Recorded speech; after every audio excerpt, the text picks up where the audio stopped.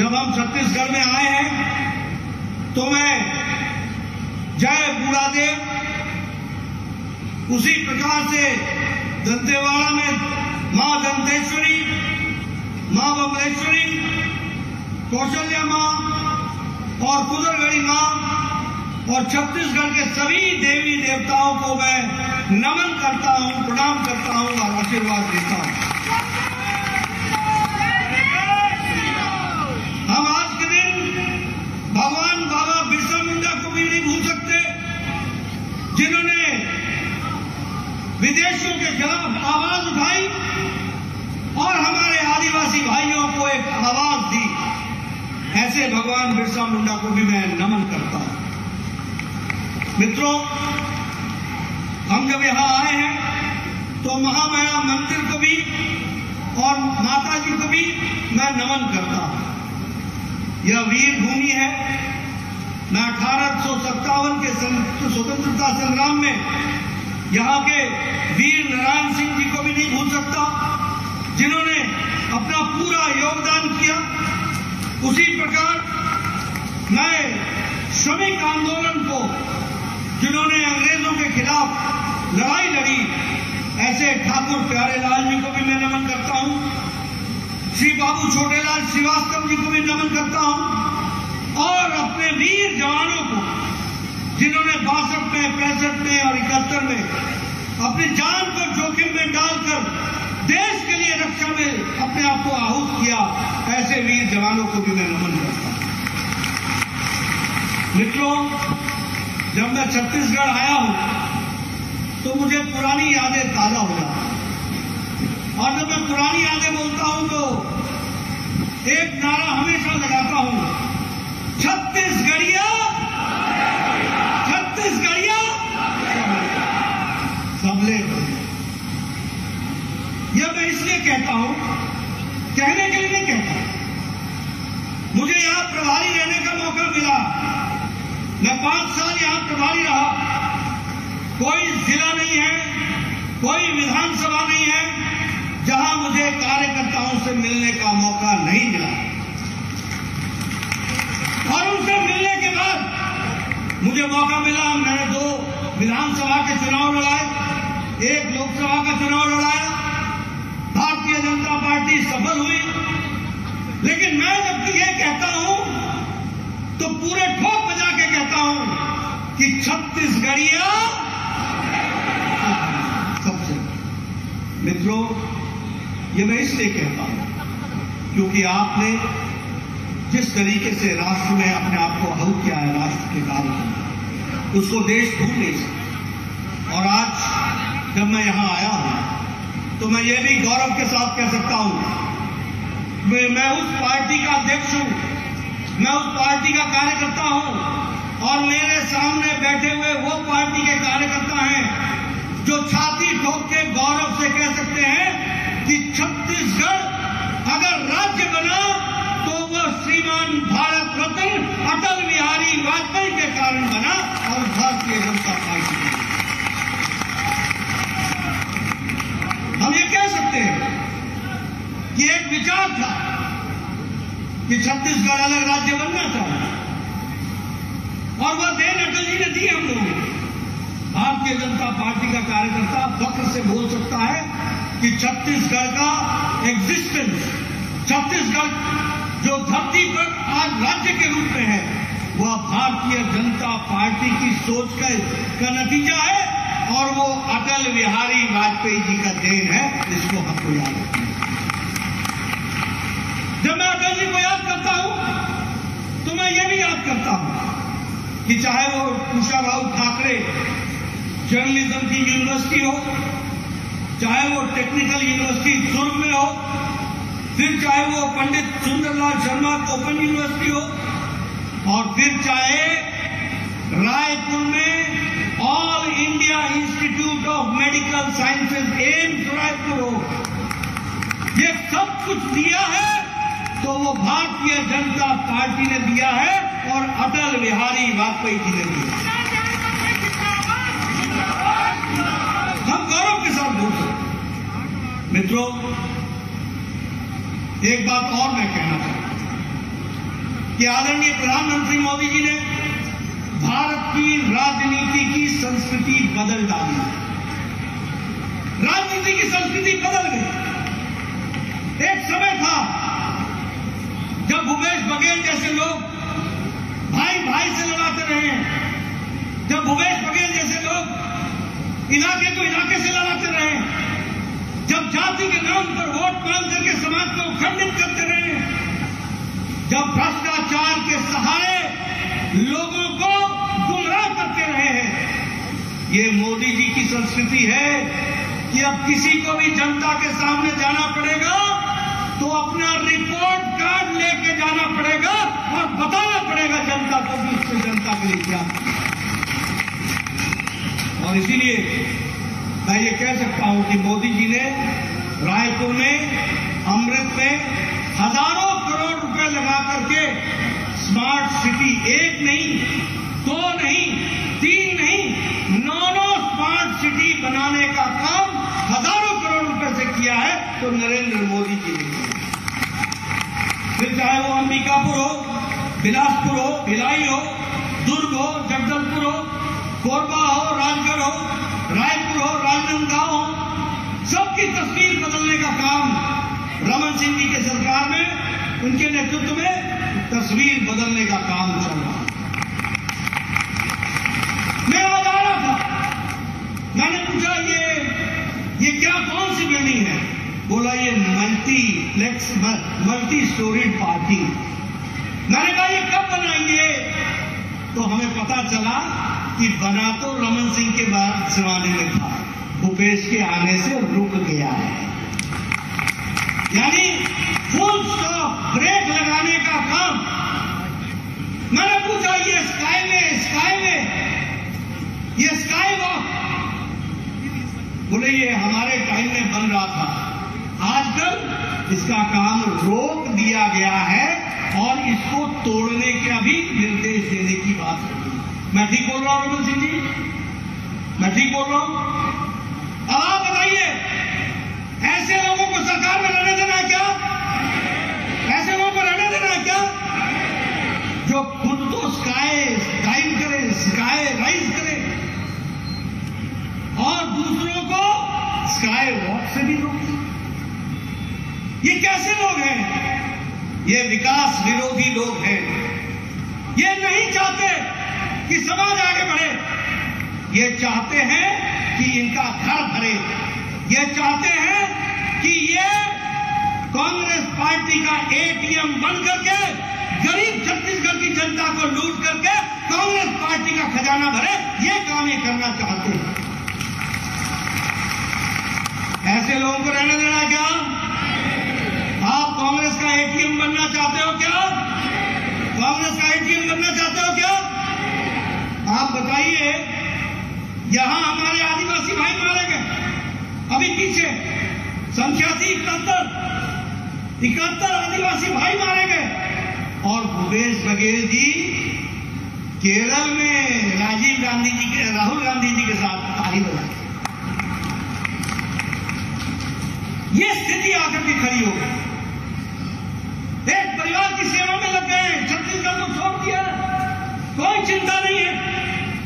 और अगर मैं बात करूं भारतीय जनता पार्टी की, तो मैं कह सकता हूं कि हम लोगों ने, मैं छाती ठोक के कह सकता हूं, आदरणीय प्रधानमंत्री मोदी जी के नेतृत्व में जब हम स्वास्थ्य मंत्री थे तो हमने बिलासपुर के गवर्नमेंट मेडिकल कॉलेज को 200 करोड़ रुपए का सुपर स्पेशलिटी ब्लॉक किया था और 7 सुपर स्पेशलिटी ब्लॉक किया।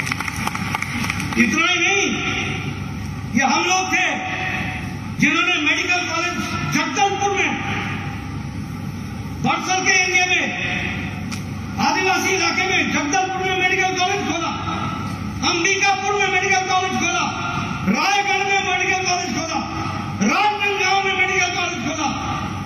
ये मेडिकल कॉलेज छोटी चीज नहीं होती है। मेडिकल कॉलेज का मतलब है आने वाले 5 साल के बाद गांव-गांव से डॉक्टर निकलेगा और वो इलाके के विकास में अपने आप को योगदान देगा। और हम यही नहीं रुके हैं। केंद्र सरकार के सहयोग से काके, महासमुंद, कोरबा, जांजगीर यहां भी मेडिकल कॉलेज को प्रस्तावना में रखा है। हमारी सरकार ने, रमन सिंह जी की सरकार ने। और ये सब जितनी बातें मैं बोल रहा हूं, मैं दावे के साथ बोल सकता हूं कि भूपेश बघेल को इनकी कोई जानकारी नहीं है। न जानकारी है, न आपकी चिंता है।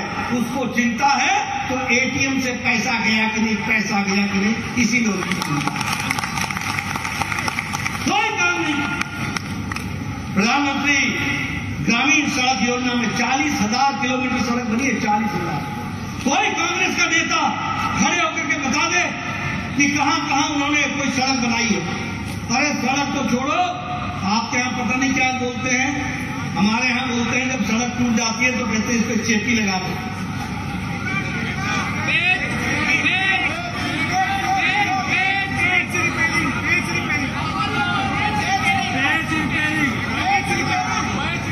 अरे पैच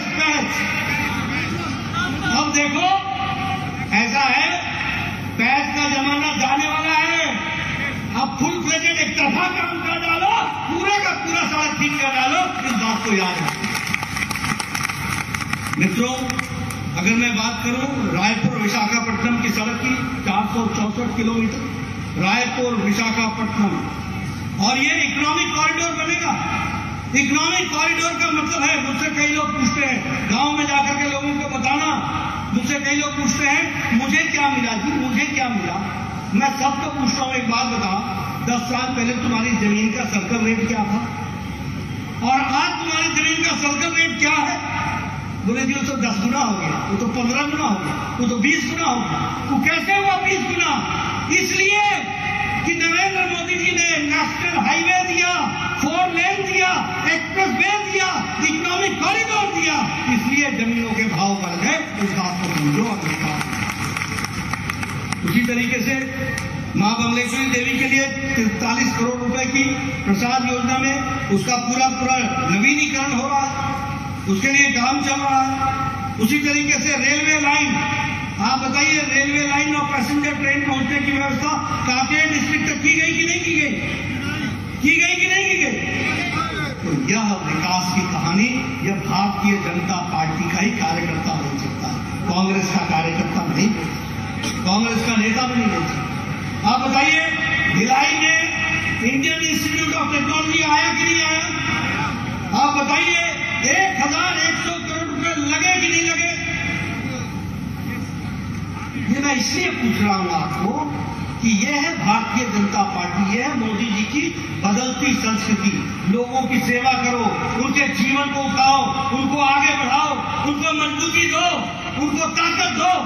इस काम के लिए हम लोग लगे। अगर मैं बात करूं जन औषधि की, मैं स्वास्थ्य मंत्री रहा हूं।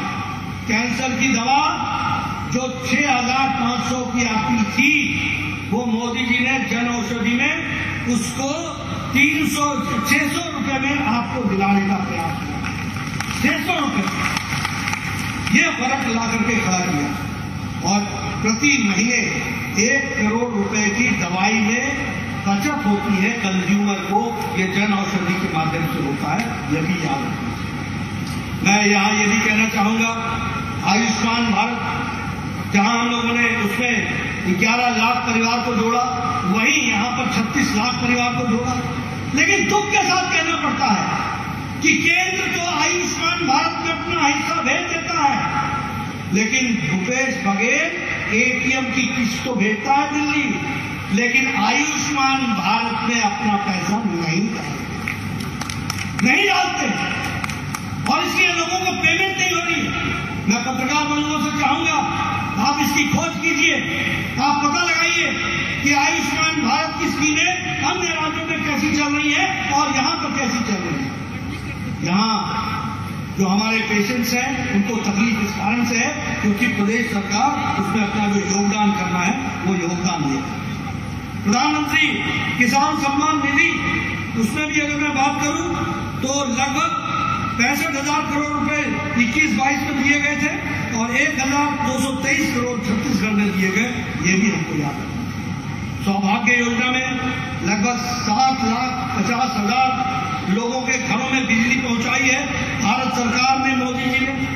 उज्ज्वला में 33 लाख लोगों को गैस का कनेक्शन दिया गया है। उसी तरीके से स्वच्छ भारत में 33 लाख इज्जत घर बनाए गए। 33 लाख। मैं यहां पर एक बात जरूर बोलना चाहूंगा, महिला सशक्तिकरण की दृष्टि से ये बात हम लोग को समझ लेनी चाहिए कि जब मैं महिला सशक्तिकरण की बात करता हूं तो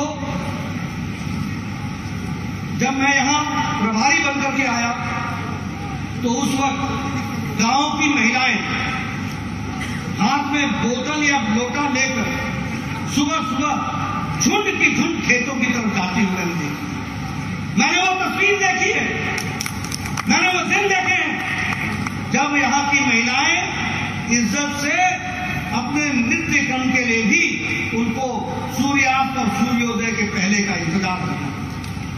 लेकिन आज मोदी जी ने 11 करोड़ इज्जत घर बनाए और उसी में अगर मैं यहां की बात करूं तो 33 लाख इज्जत घर बना करके 33 लाख महिलाओं को इज्जत देने का काम किया तो भारतीय जनता पार्टी ने मोदी जी और 33 लाख महिलाओं के साथ एक एक बच्चा भी होता है। तो आप समझिए कि बच्चों को भी इज्जत के साथ जीने का अधिकार देने का काम आदरणीय मोदी जी ने किया। मित्रों, विकास की दृष्टि से बहुत से काम हम लोगों ने किए।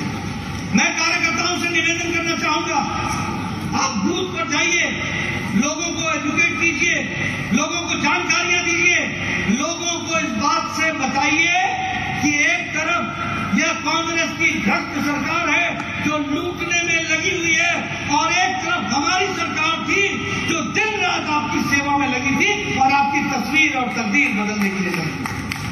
मित्रों, राजनीति सिर्फ कुर्सी पर बैठने का विषय नहीं, राजनीति गद्दी पर अड्डा जमाने का विषय नहीं, राजनीति सेवा के भाव से है और भारतीय जनता पार्टी के लिए सेवा करना ही हमारा लक्ष्य है। सत्ता माध्यम हो सकता है, सेवा हमारा लक्ष्य है और सेवा करते हुए लोगों को आगे बढ़ाना यही हमारा लक्ष्य है। कुर्सी हमारा लक्ष्य नहीं है, कुर्सी हमारा माध्यम हो। ये मैं भारतीय जनता पार्टी के एक एक कार्यकर्ता को बताना चाहता हूं और इसी के साथ साथ मैं ये भी बताना चाहता हूं कि हमारी लड़ाई एक बहुत बड़े परिवारवाद के खिलाफ लड़ाई। आज देखिए, मैं आपको एक तस्वीर आपके सामने रखना चाहता हूं। हम जम्मू कश्मीर में किससे लड़ रहे हैं? हम लड़ रहे हैं नेशनल कॉन्फ्रेंस से और पीडीपी से। नेशनल कॉन्फ्रेंस वो है जो परिवार की पार्टी है, फारूक अब्दुल्ला, उमर अब्दुल्ला। पीडीपी किसकी पार्टी है? तो मुफ्ती महबूबा मुफ्ती की पार्टी। आप नीचे चले आइए, पंजाब में शिरोमणि अकाली दल किसकी पार्टी है? सुखबीर की पार्टी है और उनकी वाइफ की पार्टी है, उनके पिता बादल साहब की पार्टी है, परिवार की पार्टी है। अगर आप और नीचे आ जाइए तो लोकदल परिवार की पार्टी है।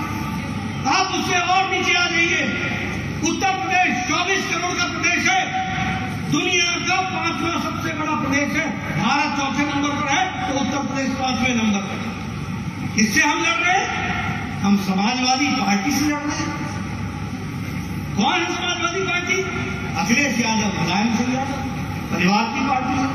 आप आगे बढ़ जाइए, बिहार में ये आरजेडी किसकी पार्टी है? लालू की पार्टी है, तेजस्वी की पार्टी है, परिवार की पार्टी है, राबड़ी की पार्टी है। आप उससे आगे बढ़ जाइए, वेस्ट बंगाल टीएमसी किसकी पार्टी है? तो ये बुआ और भतीजे की पार्टी है, पीसी और भाइपों की पार्टी है, ममता और उसके अभिषेक की पार्टी है। आप उससे नीचे आ जाइए, बीजू सिंह की पार्टी है। उससे नीचे आ जाइए, वाईएसआर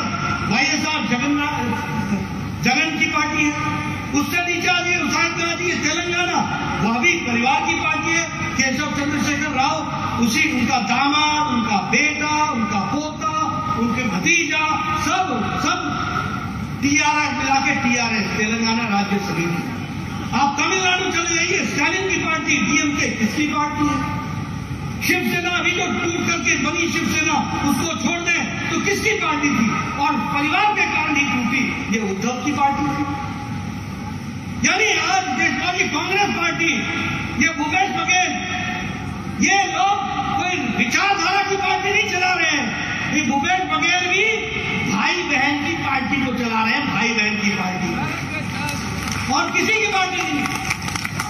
मुझे बड़ी हैरानगी हुई। आजकल भारत जोड़ो कार्यक्रम में जा रहे हैं। अरे पहले पार्टी तो जोड़ लो। तुम चले हो भारत जोड़ने, पार्टी तुम्हारी टूट रही है। 50 साल जिन्होंने पार्टी में काम किया वो तुमको छोड़ के जा रहे हैं। गुडबाई क्यों कह रहे हैं? कभी सोचा तुमने? कभी समझा बात को? इसलिए मित्रों, भारतीय जनता पार्टी आज, हमारी लड़ाई आज वंशवाद के खिलाफ है और वंशवाद के खिलाफ भारतीय जनता पार्टी लड़ेगी, भाईचारे की पृष्ठभूमि पर लड़ेगी। ये मैं आपको बता रहा हूं। कोई आइडियोलॉजिकल पार्टी नहीं रह गई है। मैंने कहा कांग्रेस भी अब भाई बहन की पार्टी रह गई है। इसलिए बूथ के कार्यकर्ताओं को याद रखना, जिनसे आप लड़ रहे हो ये भी किसी परिवार को पालने के लिए लगे हुए लोग हैं और इनका भी कोई विचार नहीं है, कोई धर्म नहीं है, कोई ईमान नहीं है, कोई देश सेवा नहीं है, कोई देश के लिए लक्ष्य नहीं है। तेरा वैभव अमर रहेगा, मां हम दिन चार रहे न रहे, ये हम कहते हैं। ये कहते हैं तेरा परिवार सफल रहे, हम दिन चार रहे न रहे, ये इनका क्यों। इसलिए इनको घर बैठाना जरूरी है और यहां बैठे लोगों को काम पर लगाना जरूरी है। इस बात को दिया मित्रों, मैं बहुत सी बातें कह सकता हूं, लेकिन आज बहुत दुख के साथ कहना चाहता। यही रायपुर मैं आया, मैं एयरपोर्ट पर उतरा, मैंने पूछा नए रायपुर का क्या हालचाल होगा। उत्तर मिला वही का वही रुक गया। न्यू रायपुर का क्या होगा, वही का वही रुक गया।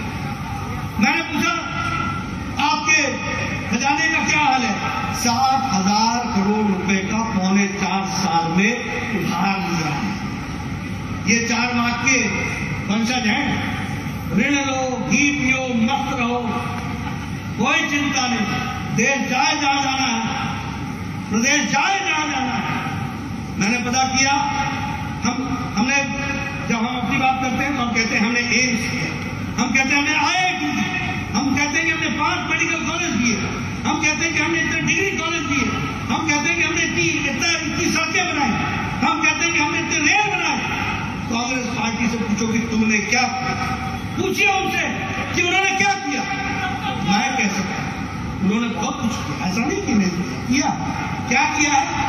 ऑनलाइन शराब डिलीवरी, ऑनलाइन, दुकान तक भी जाने की जरूरत नहीं है, काम किया भाई, बहुत मेहनत की, बहुत मेहनत की है। ऐसे लोग रहने दोगे क्या?